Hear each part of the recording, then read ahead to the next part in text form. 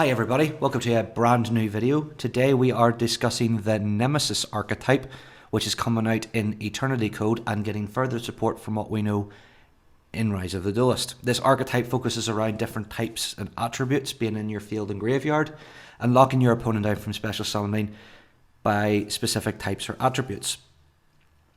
Overall, this archetype has 7 cards in it, 6 monsters and 1 spell card, and is kind of lackluster in that side of things because the deck sort of feels like it needs a couple of extra cards for it to be anywhere near playable. But combined with the Lightsworn engine, which helps facilitate that, the deck does have a chance of establishing a board presence.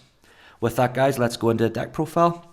First off, the 2 boss monsters, Arch Nemesis Eschatos and Arch Nemesis Protos. Both have the ability of special summon themselves from the hand.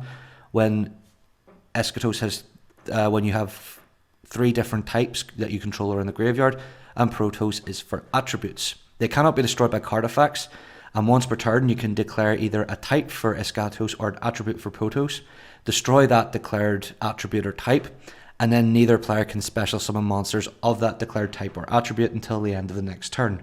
You can only use either effect once per turn. Both monsters are excellent boss monsters for the archetype. Not only do they control the board by preventing your opponent from special summoning, but as well as that, they are very large bodies that are very hard to beat over with just maybe a normal summon or a set. And overall, you don't want to run more than 4 of these guys all together. Depending on your matchups, I would highly recommend you side the third one in so that you know what you're going up against in case you're going up against a multi-attributed deck or a multi-type deck.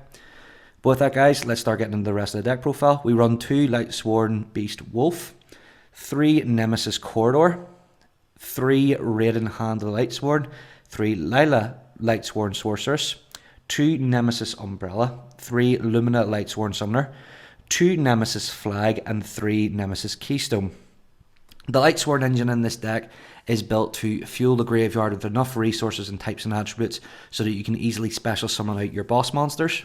And as well as that, because a lot of the Nemesis cards shuffle a banished monster back in the deck, you're not really losing a lot of resources in your deck is what Lightsworns have been known to be weak to.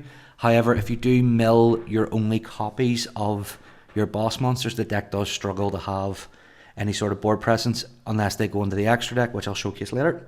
For the spells and traps, we have 3 Solar Recharge, 2 Pot of Avarice, 1 Card Destruction, 1 Gold Sarcophagus, 1 Foolish Burial, 1 Monster Reborn, 3 Charge of the Light Brigade, and 2 of the new Nemesis Adrastea spell card, which is a Monster Reborn for Nemesis in the Banished Zone or in the graveyard. However, if it's one of the 2 boss monsters, it can't activate its effects that turn.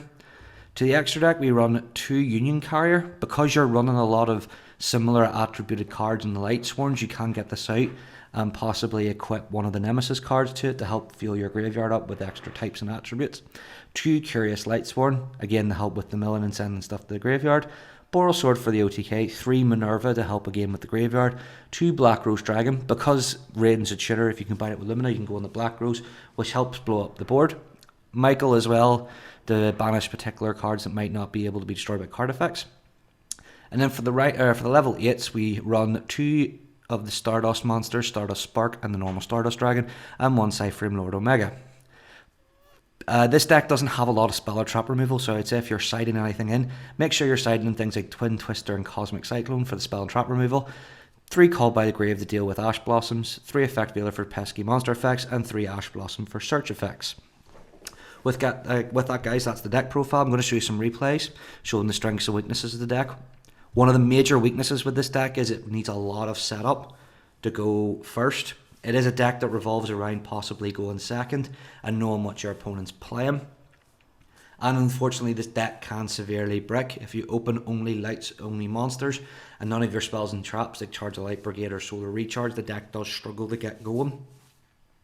But when it does go off, it is very hard to deal with and very hard to break that board state.